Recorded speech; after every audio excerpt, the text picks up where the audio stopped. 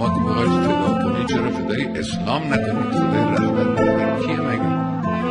فدای اسلام، فدای اسلام، فدای این راه، فدای اگر بتوانه جان ناقابل ما وسیله‌ای باشه برای حفظ دین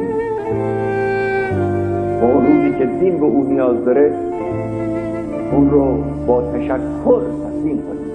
ما در حمایت از مظلوم نگاه به مذهب طرف مقابل نمی کنیم، نکردیم، از اول هم نکردیم.